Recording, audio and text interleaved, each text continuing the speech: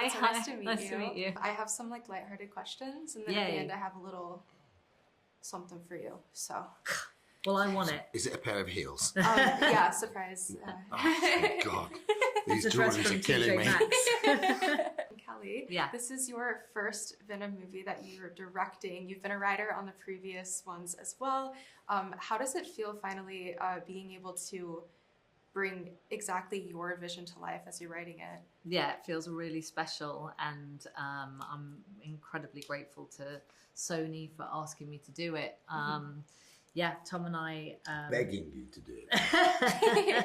I was like, no, Yes, I'm not please. doing that. And it is incredible, by the way. I watched it the other day, and like usually like sequels, I get a little worried, but like I saw it and I was like, okay, yeah, she showed up, she slayed, she did it, yeah.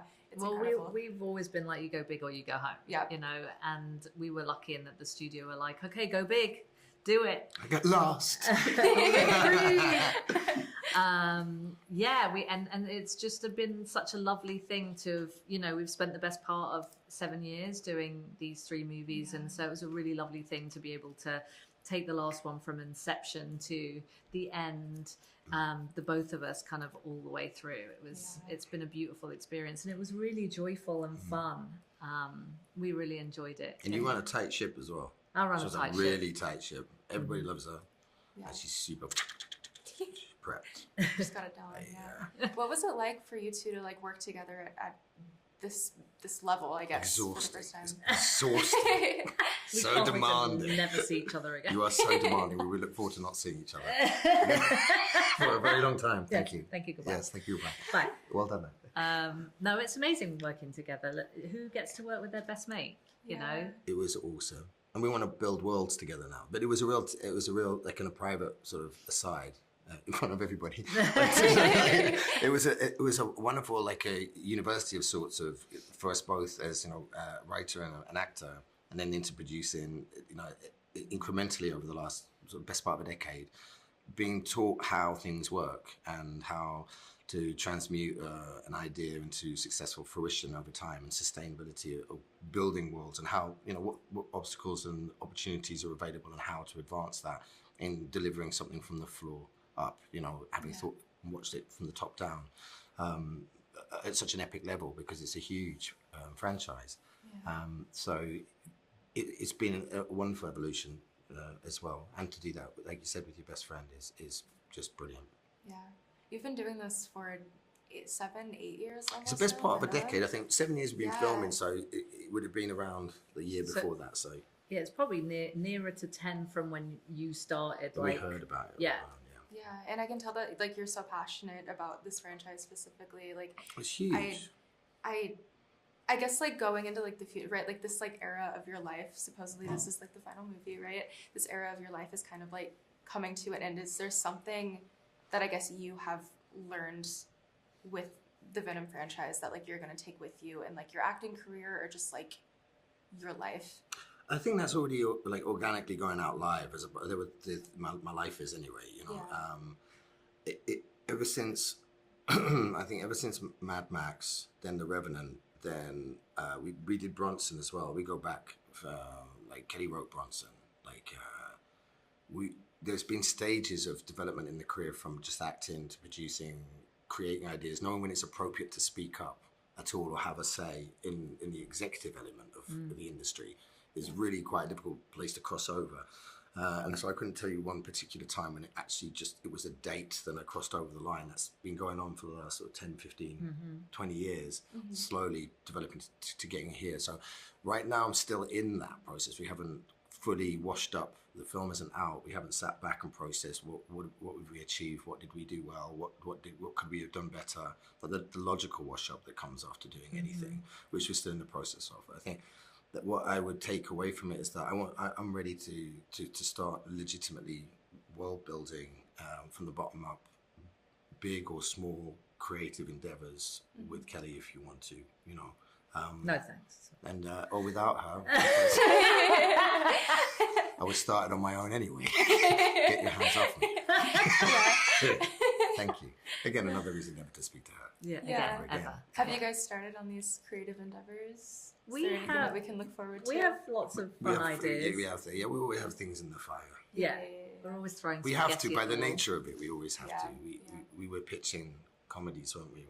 Yeah, it's always been creative. You know, we've always just had tons and tons of creative ideas. So it's really great when you find a friend who can like idea Gets bash with you, you. So yeah. Yeah, it can back you as well, and you know we have a shorthand. So if Kelly's got something going, and we know how that works, and vice versa. So I call it sharing a brain cell. Me and my best friend are the same Yeah. way. And Yeah, how we I'd were go like, with oh that. yeah. Okay, so obviously Venom and Eddie are like the cutest bromance. They're our favorite. Are there any other on-screen bromances that you guys love? romances. Yeah.